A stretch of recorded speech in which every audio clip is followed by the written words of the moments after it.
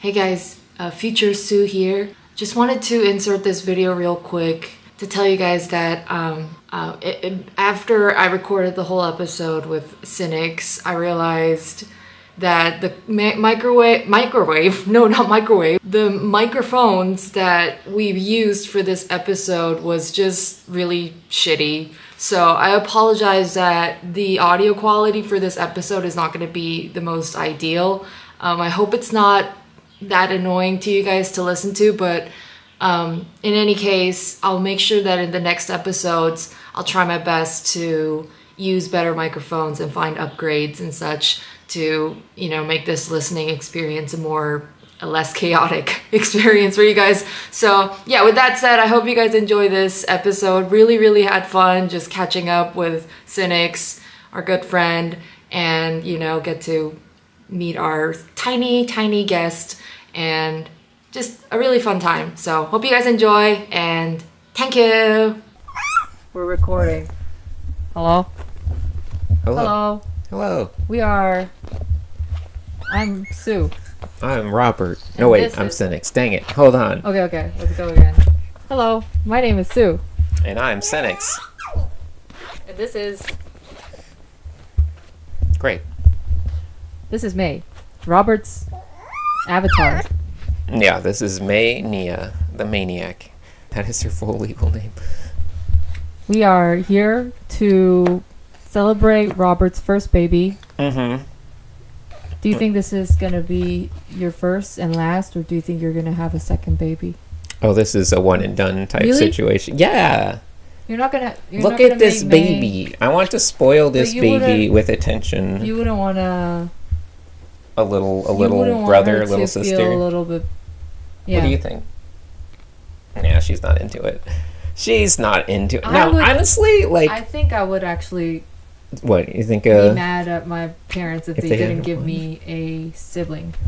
I don't really know about that. I mean, I enjoy my sister as an adult, but I think when I was a kid, I would have much preferred to be an only child, to be honest. Really?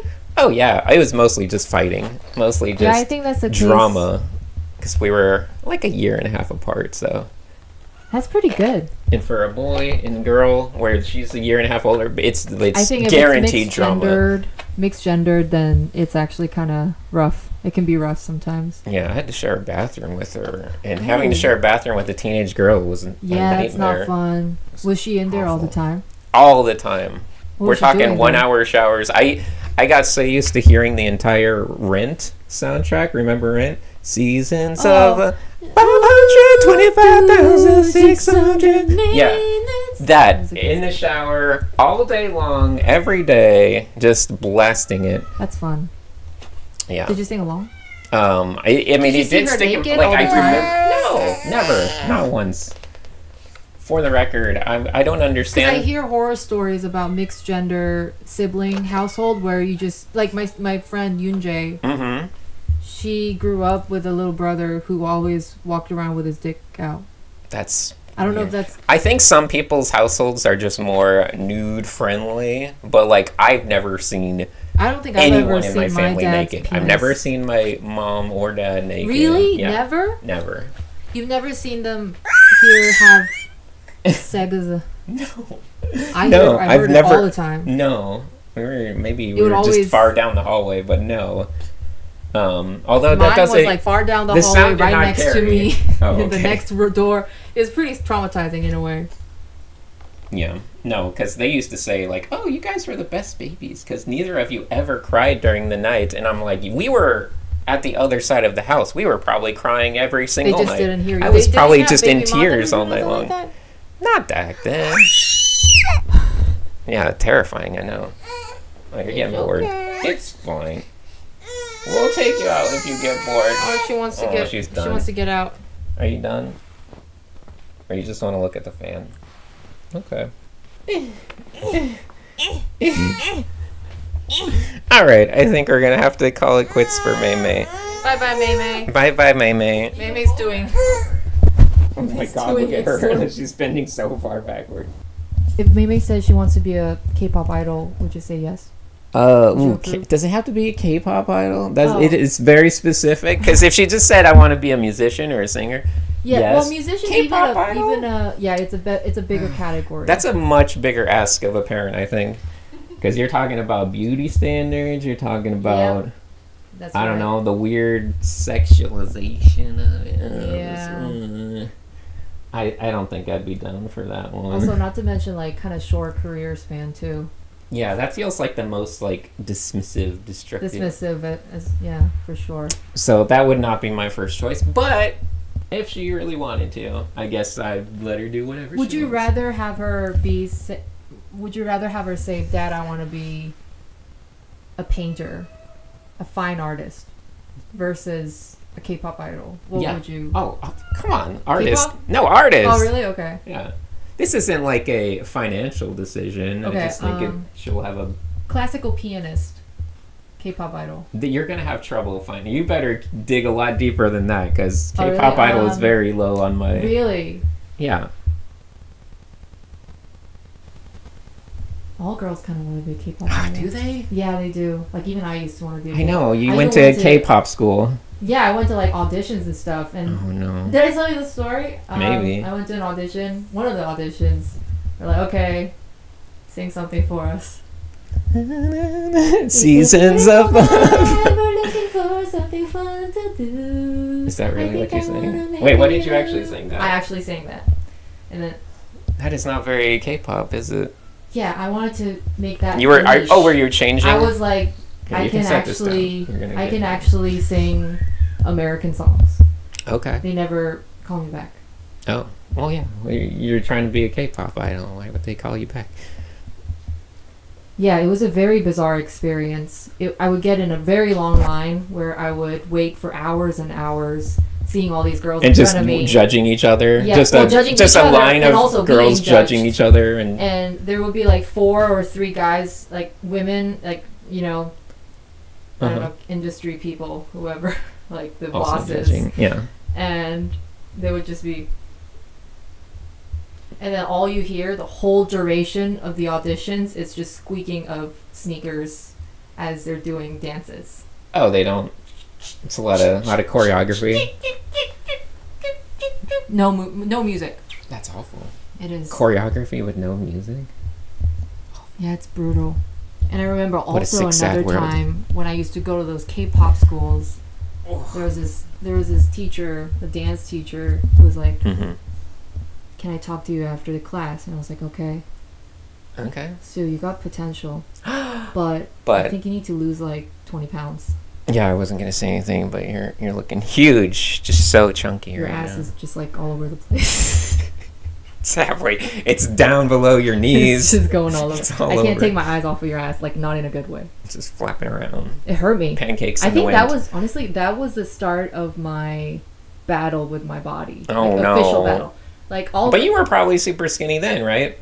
Mostly. No, I think I was pretty thick. Korean standard thick. Exactly. Mm-hmm. Like Korean standard thick would be like size. 1. No, size like 8. Okay. Size 8 would be like thick. All right. I'll pretend I know Maybe even what 7. that, you know. I'll pretend I have like an idea of what the different sizes are in my simple Yeah, I actually male don't brain. know. I don't know what size 6 is and size 8 is. How much of a difference there is. Yeah, I don't think I would be shocked if any guy knew, because that would be like almost a red flag. What size are you? Well, we don't have sizes like Oh, that. okay. You have like Wait, a pants size. You're like, oh, you're, you know, a size whatever, 32 waist. Oh. That's pretty much and you know Well, what what size size t-shirt 6 you wear? But like Medium. that's the only thing guys know about sizes. Is like, I wear a medium shirt and I have a 32, you know, waist or whatever. 32 sounds pretty complicated as well. That's just Wait, what's inches. Oh, 32 inches. This is America. We do inches. I have no idea what inches are still. I think I know what a mile is. I kind of Okay. get a feeling because I've been Ubering, you see. Yeah, you get now miles per hour. Like I gotta do everywhere. the calculation how much I'm getting paid for an hour for a mile. Exactly. Yeah. Yeah, that makes sense. What are you looking for? Where are you going? Water. Oh. Yeah, I don't know. So no sibling for Mei. No, probably not. I How don't. did you come up with I the don't name? even know how I made a baby in the first place. It's all a mystery to me. I don't even know what happened. It's magic. Yeah. This stork came by, and I don't know where you get I don't even know how to contact the stork again. It's all very What's weird. who's stork? The stork. You know, the big bird that comes by with the baby and drops it on your doorstep. Okay. Yeah. I thought it was a pelican. No, pelicans have the big. They exactly. eat the baby. A That's stork what is I just thought. a The big, pelicans long, and their big mouths. thin beak, and it just carries it very gently. Oh, in the bib. Yeah. Yeah. Okay. Yeah. Because I remember it was a pelican in their mouth. The baby's in the mouth, but I think I remembered it wrong. No, that sounds like a nightmare. Kind of carrying. Yeah. Yeah. But I don't know. I think probably a lot of people think they enjoy having a sibling. I love having a sibling. I know. It's Except for the good. time I It's a almost good threw her out the experience. But on the other side of things, if you only have one kid, you can kind of give them everything, you know? You can give them, you don't have to worry about money, you don't have to worry about anything. You can give 2 kids half the money. Oh God. And make them less lonely. That would just make them feel bad, I think. No, it doesn't matter. I think also it's stressful. Not like, I mean, yes, having a kid is stressful. True. The process of having going 2 kids through is the different from pregnancy, having 2 cats. even for a person, like even for the dad, it's like so much stress. Every couple months there's a new test and they're like, okay, now we're testing to see if they got all their limbs, and you're just like, oh, you can't sleep the night before. And then it's like, okay, now we're testing to see, you know, what genetic, you know, diseases and things they are, and it's just a constant stream of that, and you're just like panicked almost before every ultrasound and everything, because you're just like, oh, please don't, you know, please work out, please don't be unhealthy, please don't have an issue. The anxiety part. Mm-hmm. Yeah, it's like getting health checkups for your baby. Yeah, and it's before it's born. Well, it's 9 months of worrying about it, because every single, and then when your wife's like, I haven't felt a kick lately, and you're just like panicked, and then you're like, oh no. And it's a lot of that. It's a lot of just stress.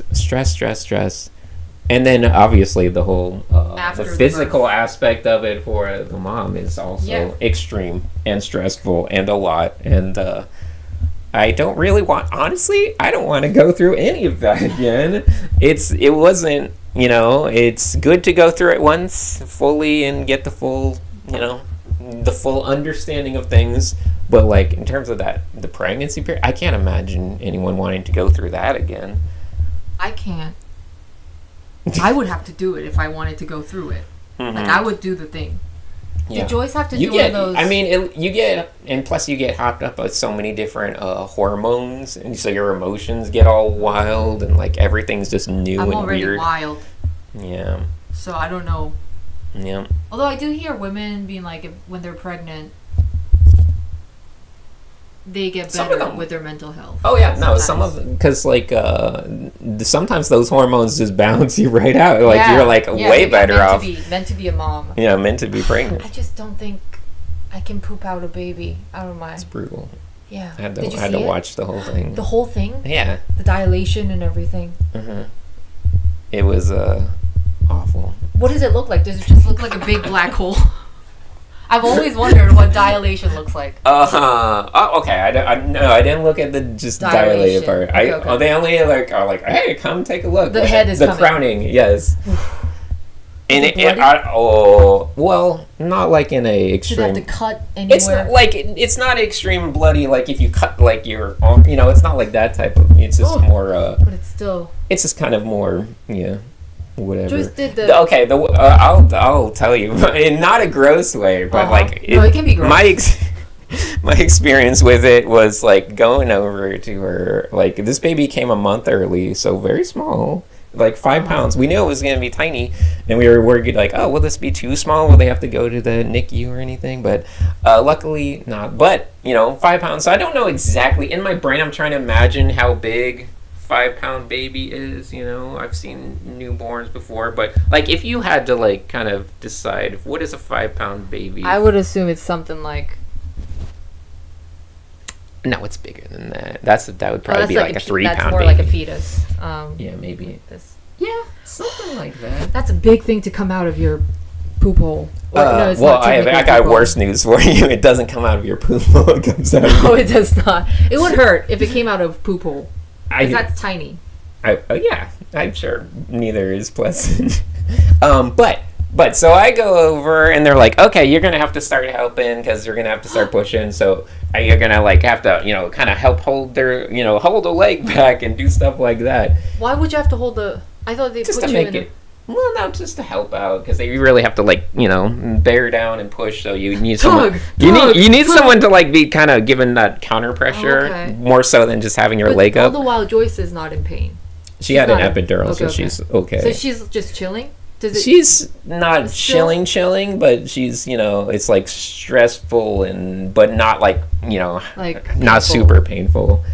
More so just probably a weird feeling, like, you know, like operations tend to be if you have like a, you know an operation where you're awake. But you don't, if you've ever had to have something where it's just local anesthetic or something, it's just weird. It just feels weird. But I go over and they're like, oh, look, you can see the top of the head, and you just see that top of the head just right there. Oh.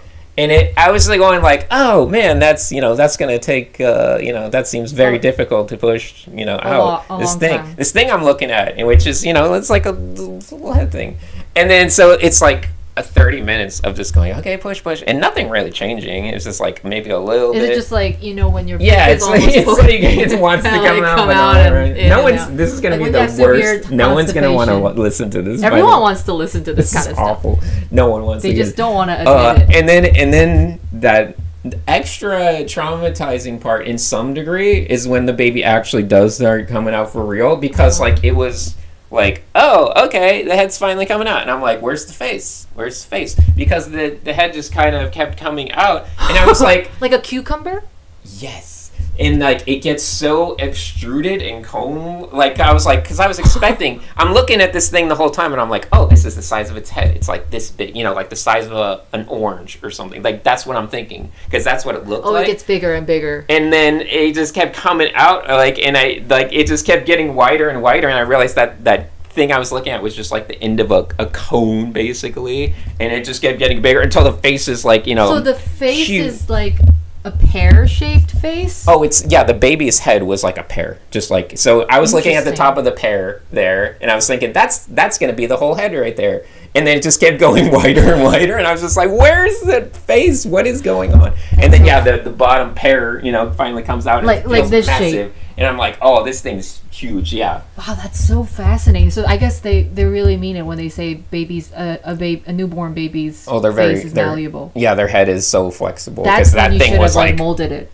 As soon as she was born. It was so great. I'm like, is this okay? Because even for like the next like few minutes, like it still just looks like a giant cone head. And they put normal? They put a little beanie on it because I think they want you to feel better about your kid.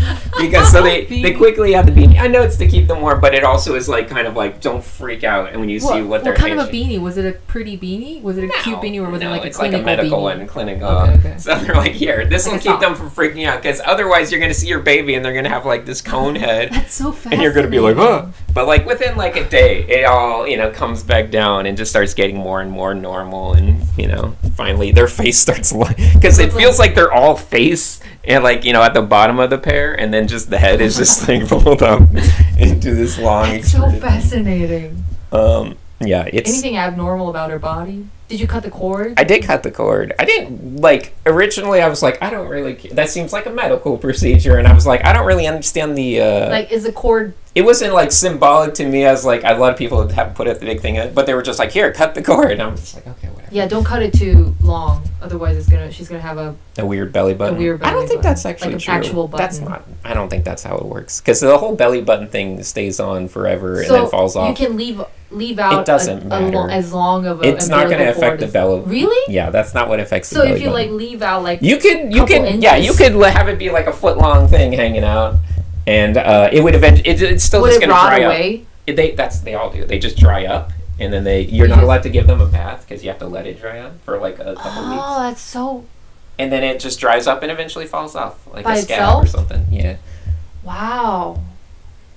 And I don't know if science knows what causes you to be an innie or an outie, but it's not the umbilical cord cutting or anything like that. Like, there's no way to cut them to be like, oh, this one will be an innie and this one will be an outie. Interesting. Okay, so that's a myth. As far as I know. Maybe someone's going to be upset. I'm just going to say everything like it's a fact, though. Like, I don't really care anymore. Was it... I don't think this is the right word to describe. Chewy? Like, was it hard to, like, cut through? No, because they have... I think I did take 2 cuts at it, but... Oh, so it's like you have to, like, kind of go through it. But really it's more so just because I didn't know, they just hand you random scissors and you're like, are these sharp? What are these? Did they look sharp? Yeah, I think so. I'm sure they were medical grade, super sharp scissors, but, you're like, oh, okay, are these any good? They're tiny little scissors.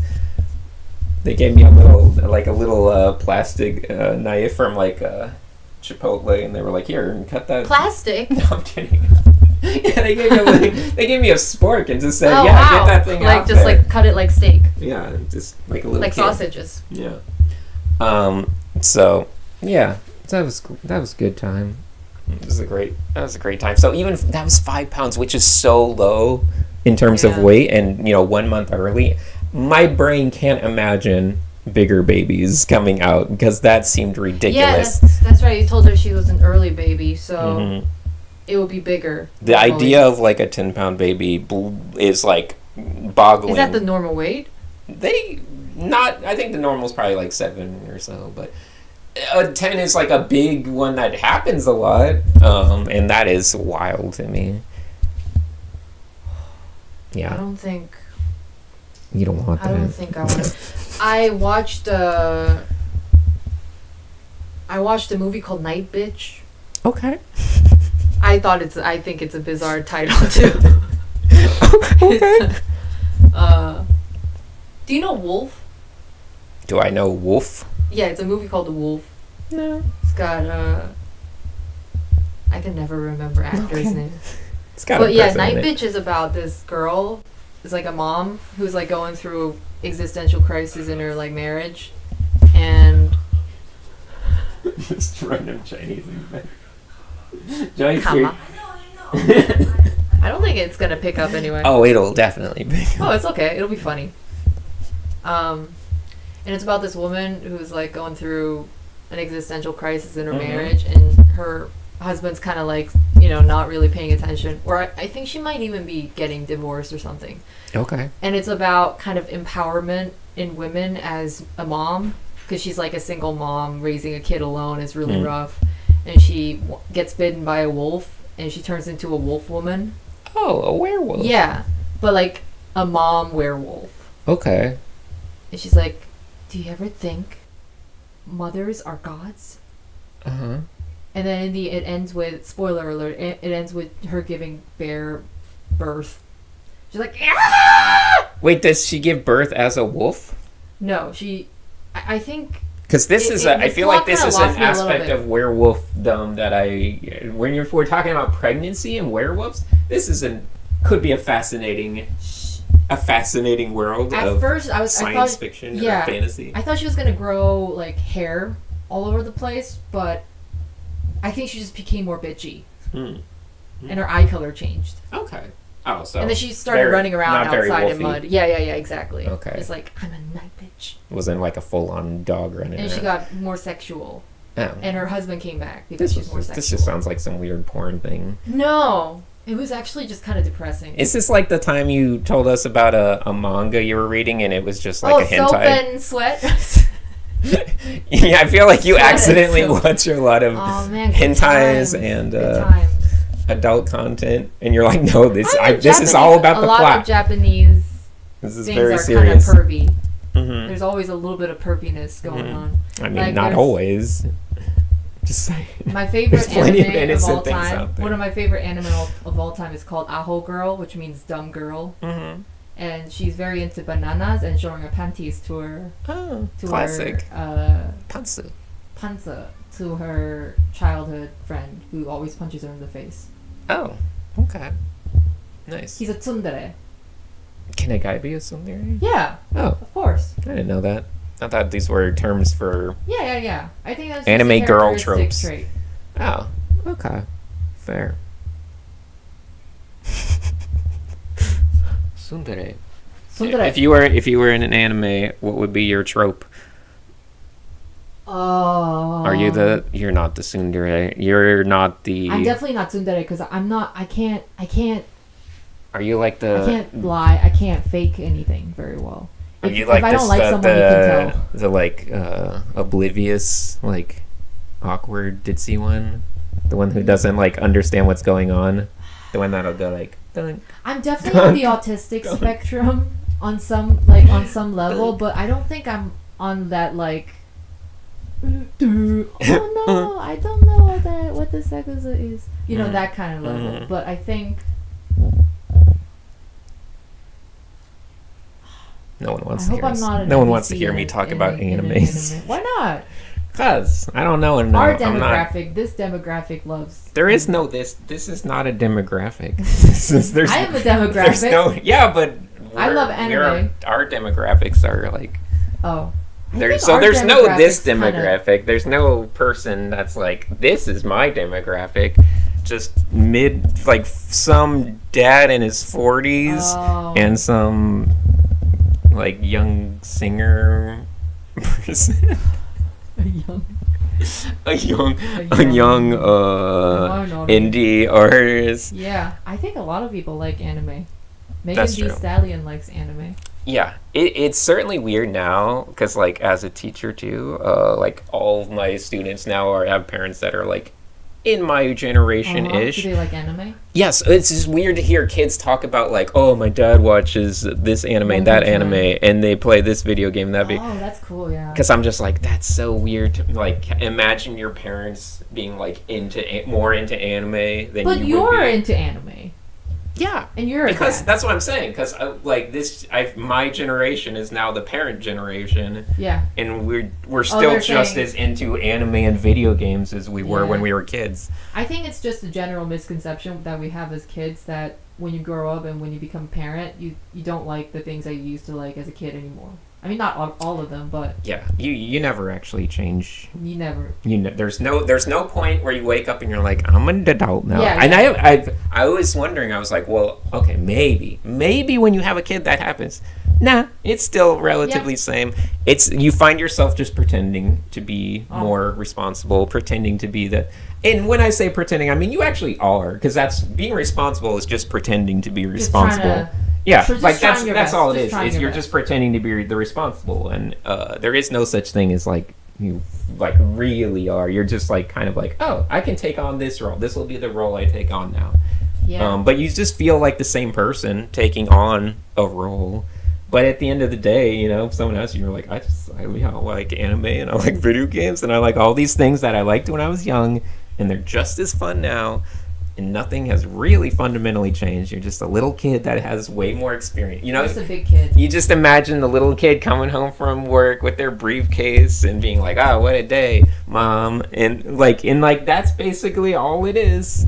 And I find that the world in general makes so much more sense when you just imagine every adult. Now that I'm like older, I can. Before I was, as a kid, you're like, "Oh, adults are like kind of different." You know, they have like a. They have something that has changed in them. They have switched from being a child to an adult. But now as an adult, understanding that, there's no real difference. Now you look around at even senior citizens, like older and older, and you're like, oh, everyone's a kid. You look at whoever runs, the country, whoever runs company, and you're like, yeah, they're all just kids doing the things. And their actions make a lot more sense, whether they're criminals or cops or like businessmen or what, like they're just kids, at the end of it.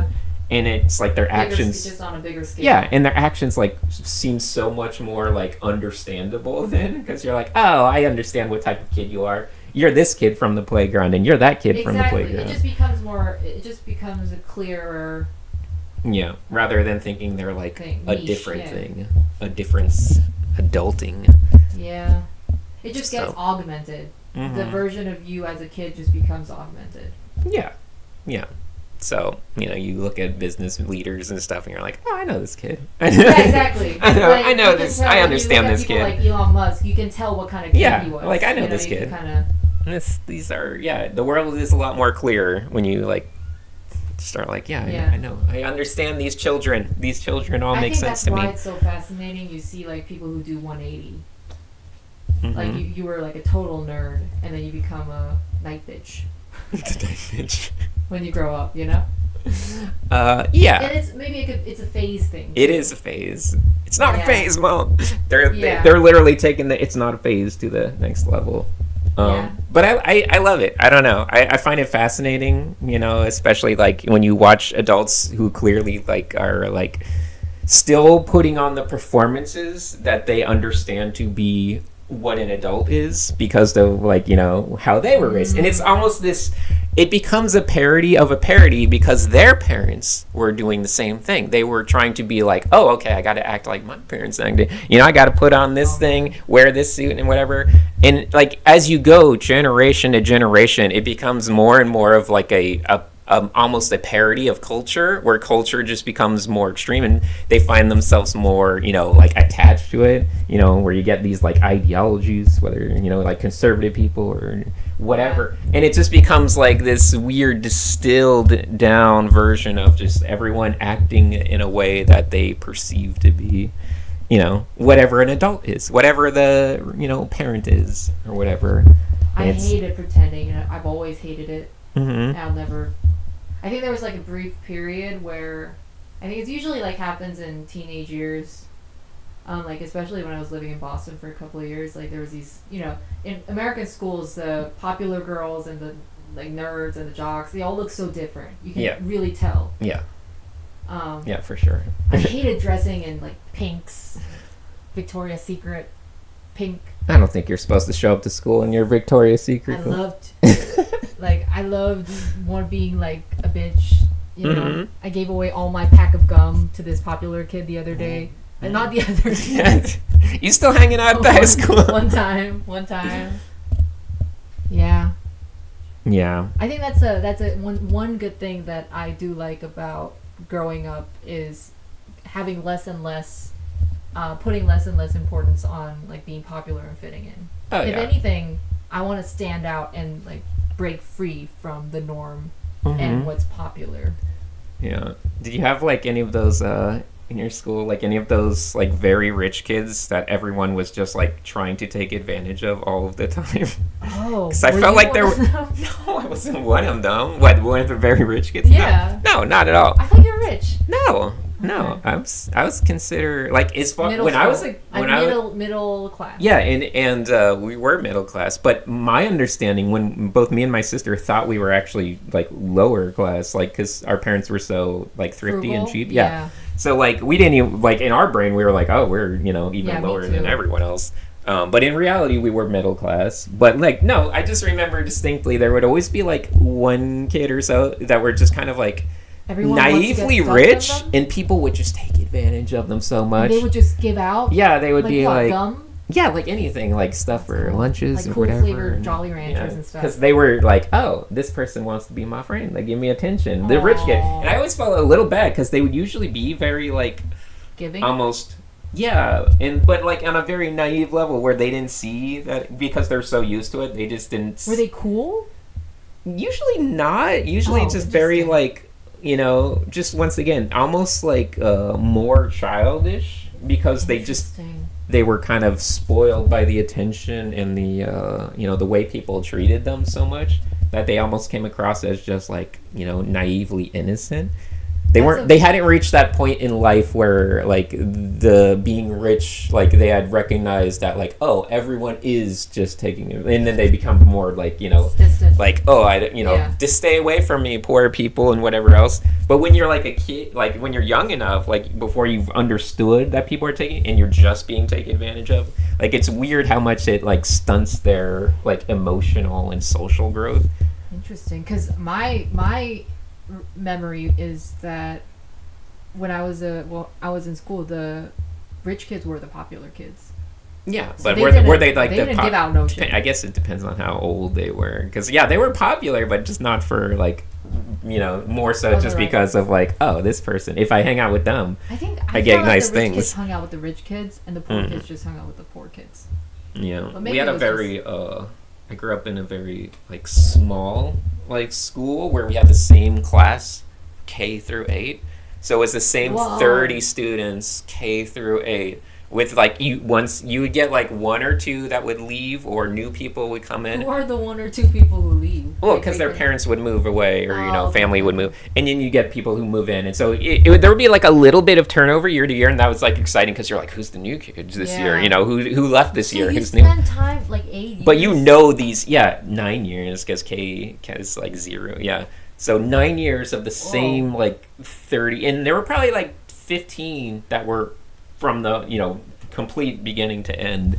Were you one of the 15 people? Yeah. I was there from kindergarten. Keep in touch with any of them? No, not at all. Did you have a friend that you? I had you friends. Say that you didn't have friends. No, I did have friends, but I felt like my friends.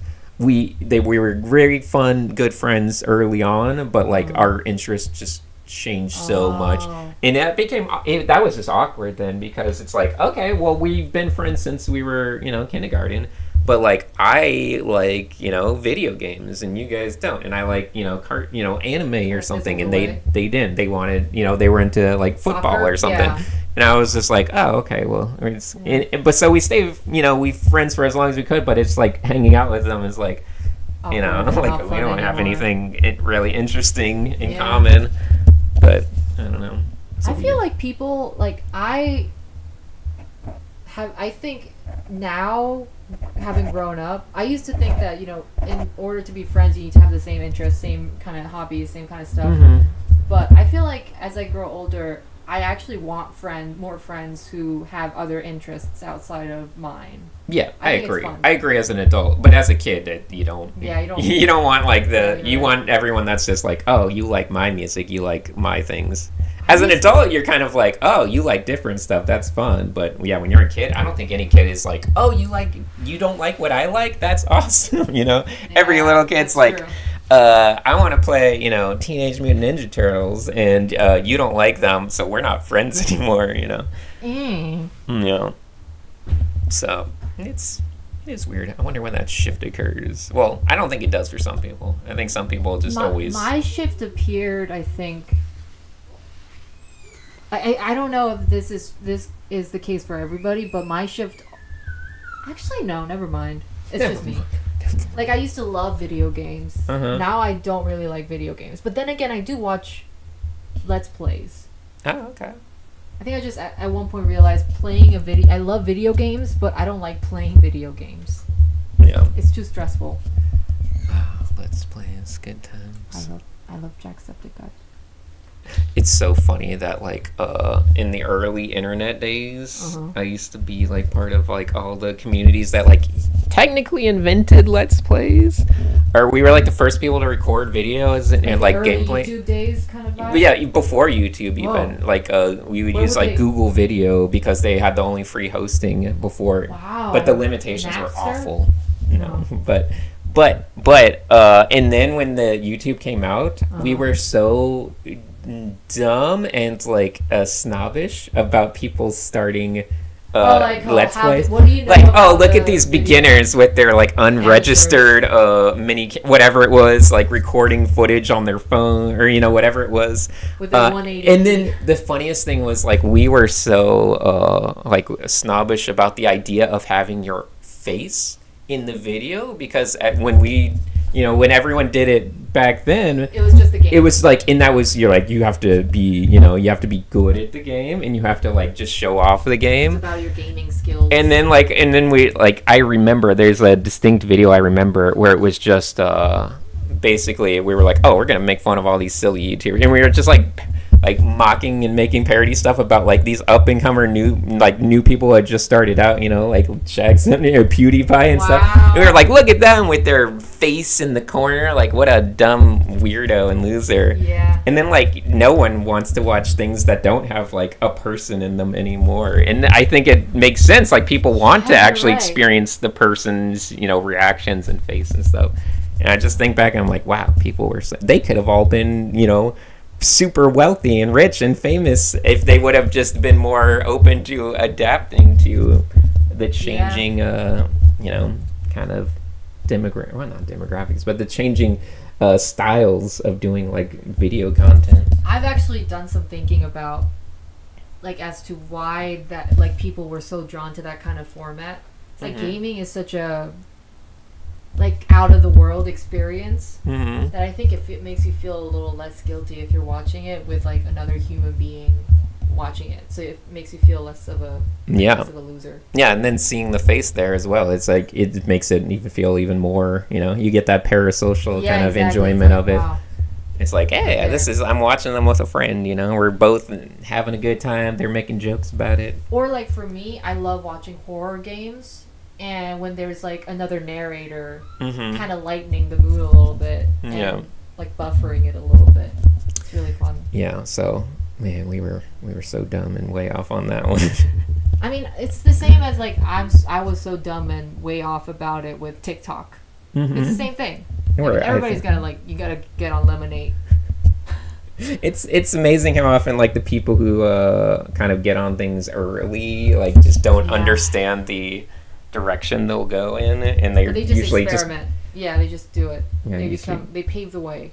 Yeah, but I don't know. I'm not that much of a pioneer. I don't think. You've done plenty of pioneering stuff. My self-confidence is like. I know. I think I would say you're one of the pioneers in the bedroom music. I want to making get out your of own my bedroom. Yeah, well, you already did get out of it. You went into the studio. No, not slowly. I feel like you already did break out of it. You did all the shows and the stuff like that. Yeah, you did I the just studio need to get stuff. back into it. I'm like of the opposite. I'm like, you should go back in the bedroom. go back in the bedroom and go back to just making music you just have fun with. Yeah, I think I just want to work with other people more though. That is a good part. Yeah. Like I think the bedroom pop is like maybe it caters to the audience, especially the ones that I built up already, because they found me through the bedroom music kind of stuff. They want their me as like if I were to be a little bit more selfish, I would be like I want to work with other people, even if it means my songs are gonna sound more like refined or whatever. I think that's okay. I think it's good to be like, I think collabing with people as much as possible is great. I don't think I want to have like a signature style. Okay. Yeah. No.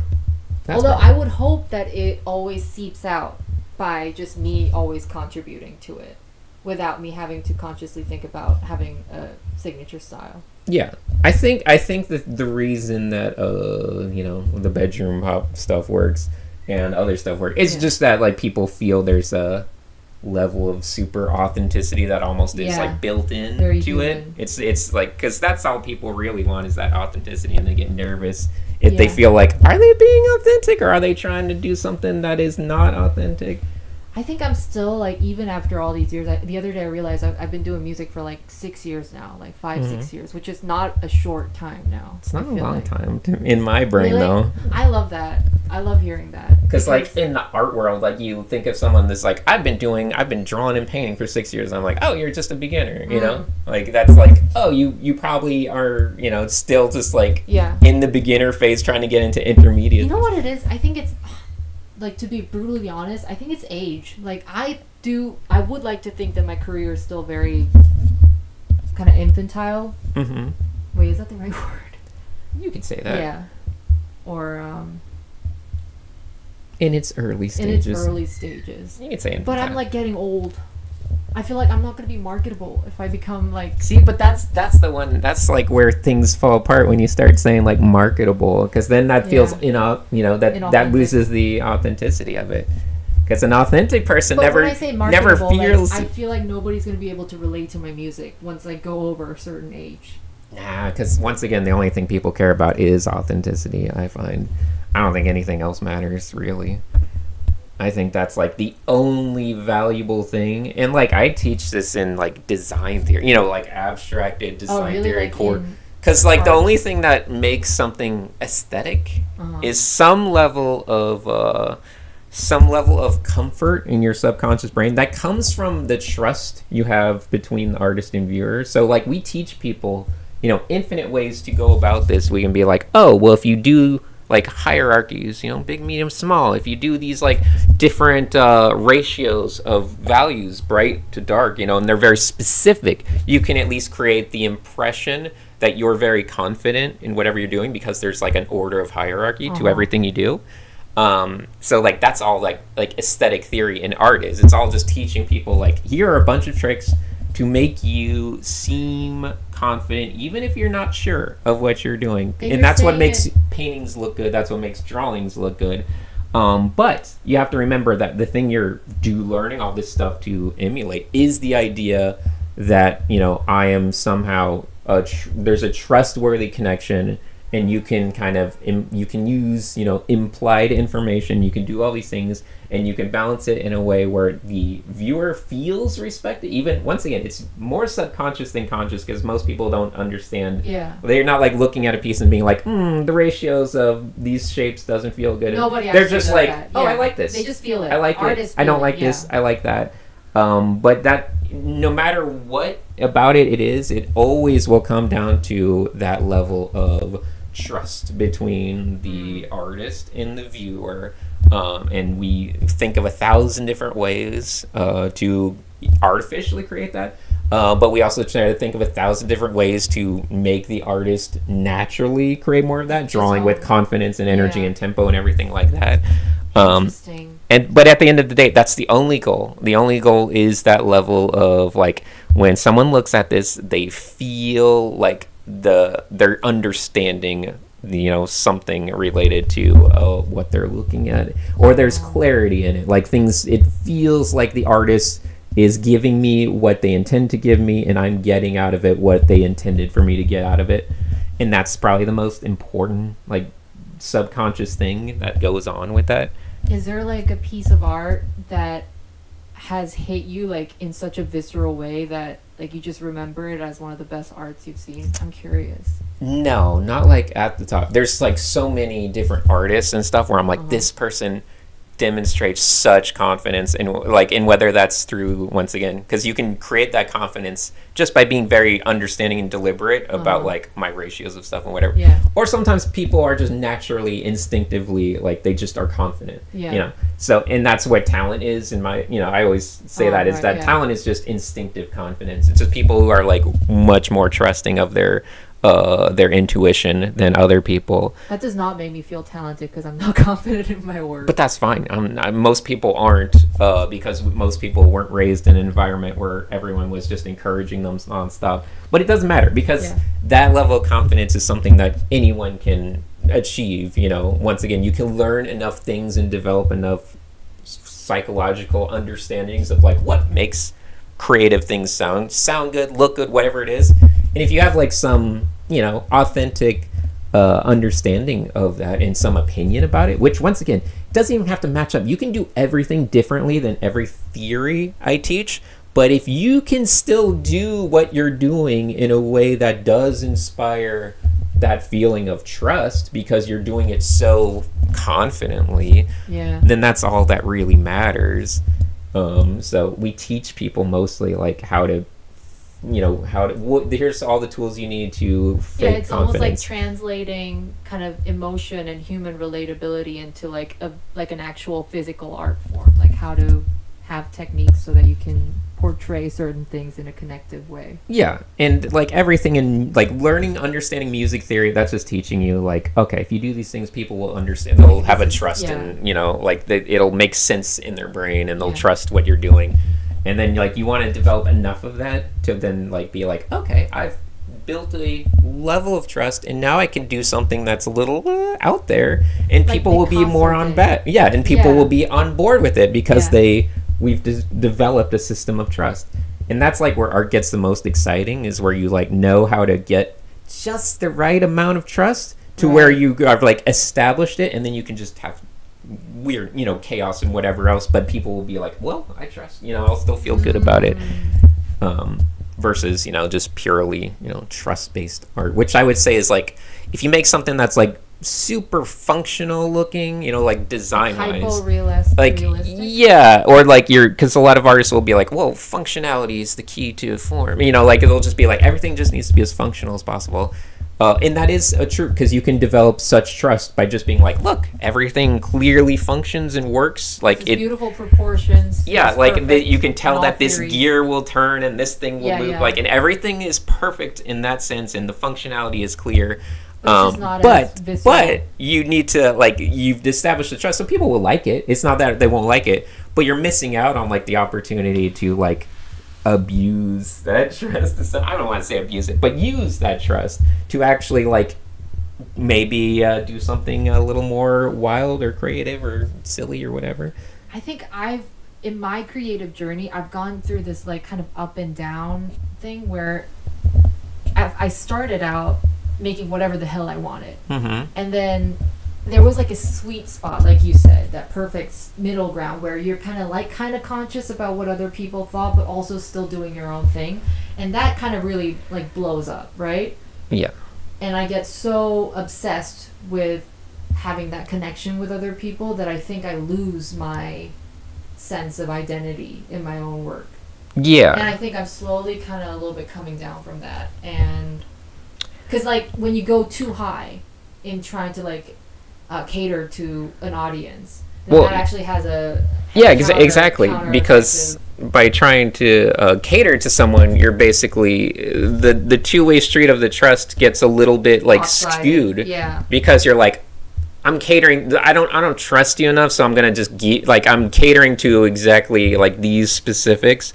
And people feel some sense of that, you know, when and once again, even if it's just on your subconscious, they feel a sense of, like, oh, they don't trust me as much as I trust them. Like, because as the viewer, you need to feel that it's a two-way. Like, if I make, like, a little mark in chaos, and I'm like, look, if I can imply, like, look, you'll get what texture this is, you'll get what it is, you know, I can draw, like, something that kind of looks like a person and be like, that's enough, you'll understand it.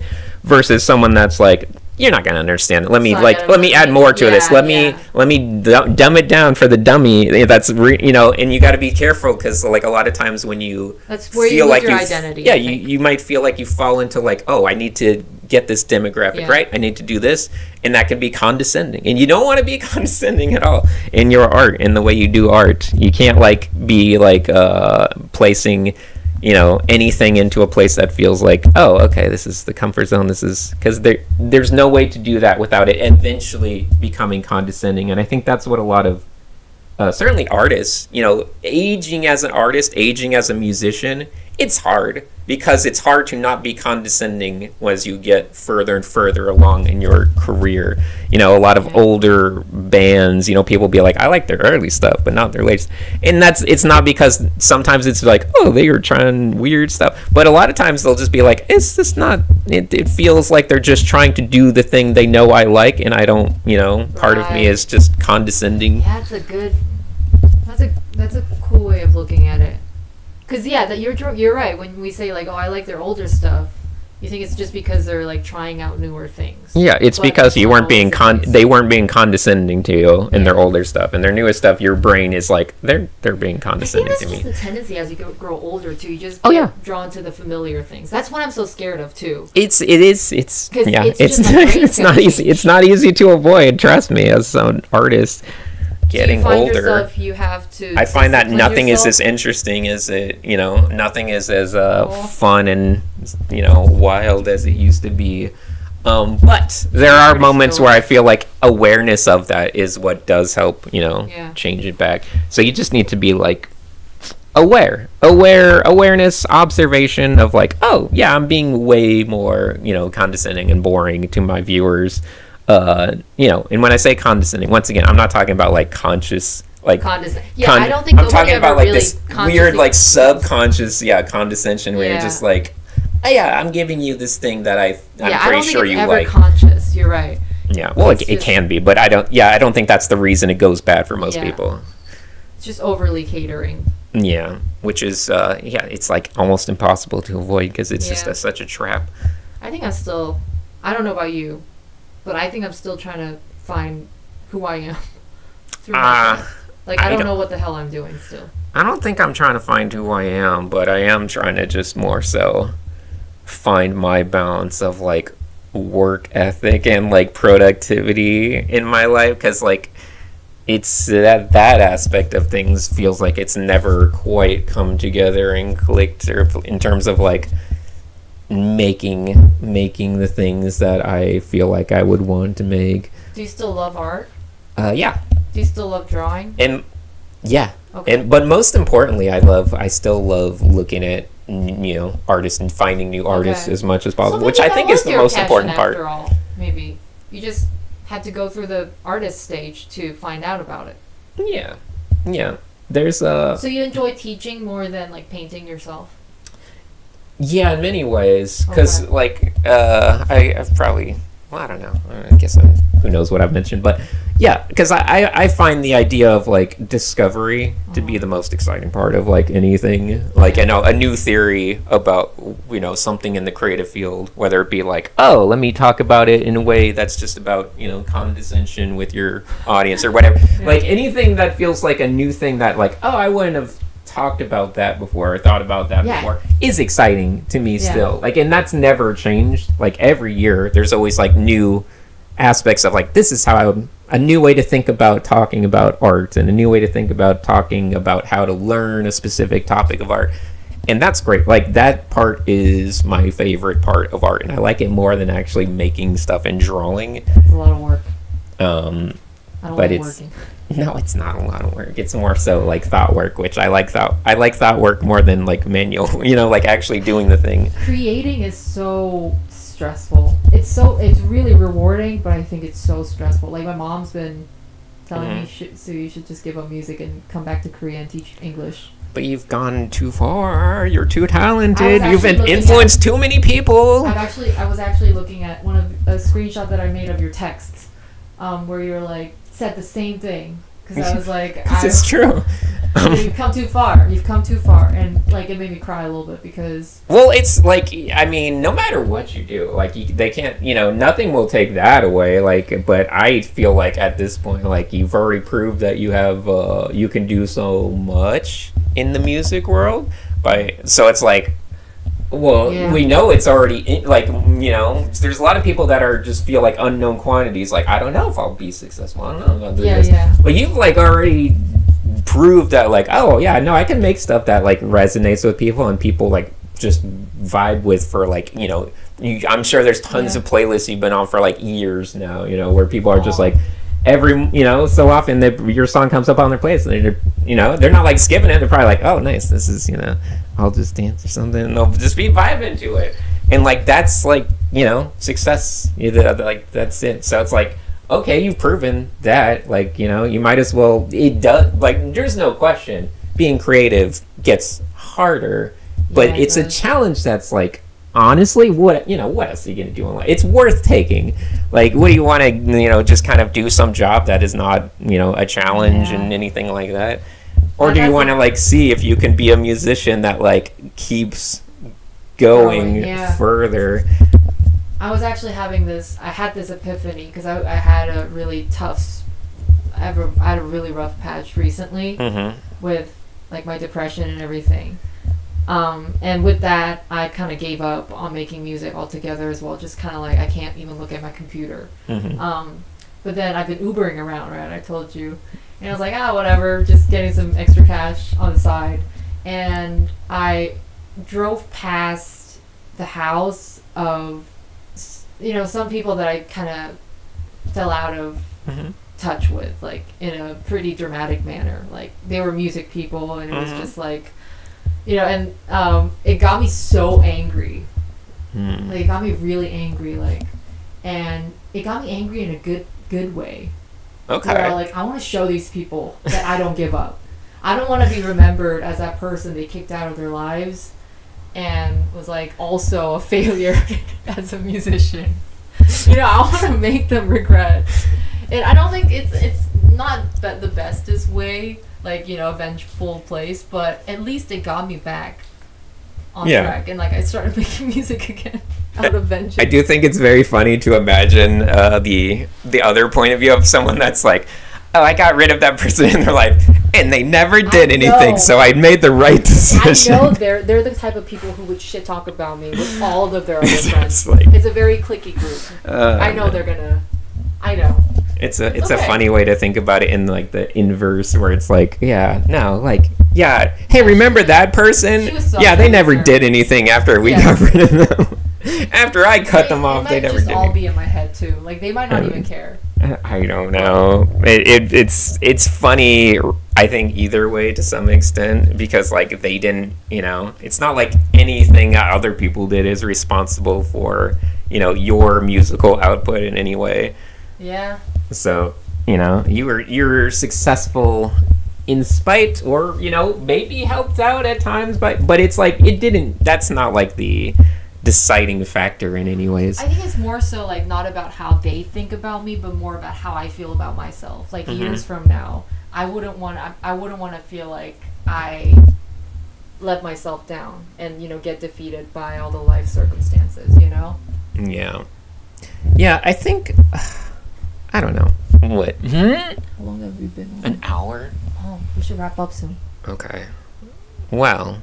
I lost my train of goodbye. Get out of here. Bye. I'm gonna be the friend that's gonna say, oh, I cut Sue out, now she's never made anything successful again. It's okay. Delightful. I'm gonna sit back in my because the idea of it is so funny, because it's like, okay, that's not gonna make you feel better. Like, no, I know it's not gonna make me feel better. No, I mean the person, like, because it's such a empty kind of idea of like, no one's doing good. Great. Yeah. Now I feel good. I think I just through the course of many things happening, like there is a bitter tendency that built up inside me. I need to get rid of that. That's fine. I'm detoxing still. Yeah. Do I seem bitter? Not really. I mean, not to me. It's okay. I love you. I love you and Joyce and Mei and Denji and Sochi. You're part of our family. I'm the godmother. They're the Aunt Sue. I guess you can call yourself godmother. Yeah. I think Aunt Sue has a better ring to it, personally. But sure. Fairy godmother, perhaps. I don't even know what you're singing. Is that like some movie? Oh, that's what it sounds like. You ever hear someone hum a song that you have very clearly in your head, and like the way they interpret it is just so different? I think it's everyone. Because that was not it.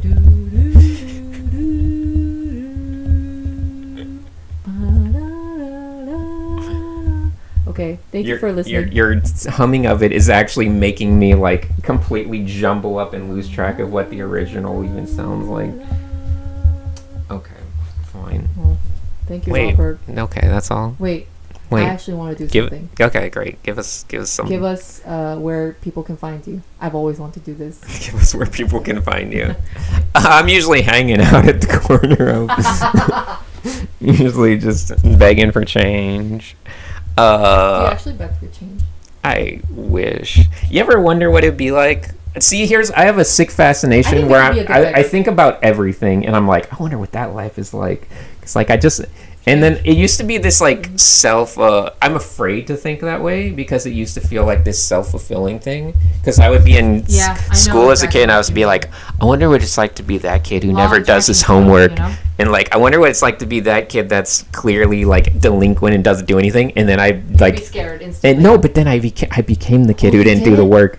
So and I would always become the person. So like, then I became afraid. I'm like, I don't want to be like, oh, I wonder what it's like to be that homeless guy who's just, because like it's a self-fulfilling. And then I'm like, thing. But I'm like, because in my brain, I feel like subconsciously say that. Oh, you want to do that? Yeah, we could do that. Like, I'm gonna set this up right now. I mean, the thing is though, just think about it this way: if everything you thought about, like, what if, became true, you'd probably be dead. Oh my gosh! Which this is where I want to recommend a movie to everyone. Oh, okay. Beau is Afraid. Oh, that sounds familiar. I don't think I've watched it. But is it good? It's some people hate it because it's a movie related to anxiety. Okay. I think it is the funniest movie I have ever seen, and no one's gonna understand why. Oh, Joaquin Phoenix. Oh, nice. Okay, that's okay. Good. But it's not like most people watch it and they don't have a good time. It's not a comedy to them. To me, it is the funniest, absolutely funniest. Maybe it's something that you can only get if you have severe anxiety. Because it is.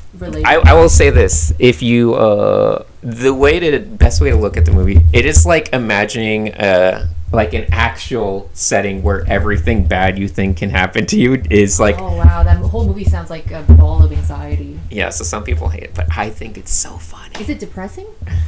It can't. You can see it as that's like the thing. It's almost like a little black box of like you kind of can get whatever you like because you can watch it. And I can see how people go watch it and find it the most depressing thing ever. I can see how people find it the most stressful, scary thing ever. Okay. But is there blood involved? Maybe a little bit, but it's not. That's not a big thing. No. But like for whatever reason, for me, it's the funniest. Like, and I think the most like enjoyable. And I think there is an aspect of like it's almost everything is both intentional and unintentional. Because I don't necessarily say it's trying to be funny or trying not be funny. And I think it's kind of walking this very weird line where it's just fascinating and interesting. But I kind of loved it. I kind of loved it. I'm gonna check it out. Yeah. Let me know if you find it funny or stressful. Sign me up. Oh, it's definitely about anxiety. And I think it's like the best. Well, I think if you find it funny, then I'll find it funny too. Maybe we'll see. Yeah. It is definitely a movie about anxiety. That is the biggest thing.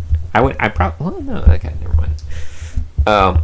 Sorry. Yeah, you can find me at Sinix, YouTube, Sinix, yeah, YouTube's. Whatever. He makes Google Sinix. I'm the one that's not an operating system. Google me. Google it. Google. Just go. I don't care. Do you Google yourself? I used to sometimes. Okay. And I'd find really fascinating stuff, so I kind of about yourself? Yeah. Like true or false? More so just like I'd find people making mentioning me like in things, and I'd be like, "Ooh, fascinating!" Like, shit.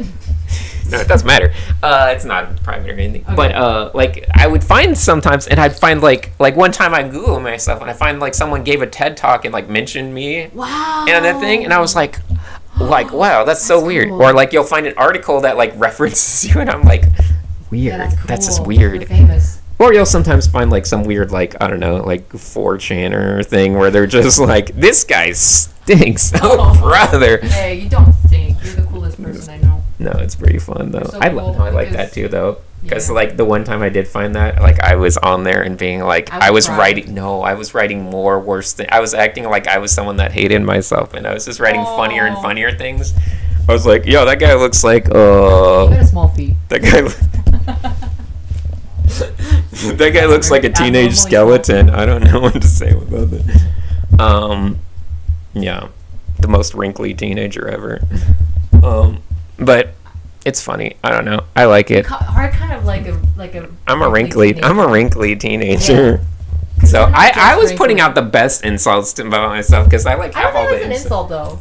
Well, it's funny. You'd rather like it's more of a it's not like I'm insulting you to her. It's like this is funny if I say it like this. Yeah, I should have more sense of humor about myself to like just not take myself as seriously. I take myself way too seriously sometimes. Really? Yeah. You don't seem like you would. In my head, I do. It doesn't come out nicely. Not with your spooky songs. They say ghost on them. And I got it from Temu. Oh, rest in peace, Temu. To me, like I bought hundreds of dollars worth of. I did tell you about Temu. I forgot about that. They're about to go really expensive because of all the tariffs. I'm sorry. I did that. Everybody's like, stock up on your nail supplies. Yeah. But all right. Thank you so much for listening, and till next time, goodbye. Goodbye. Checking out. Boo.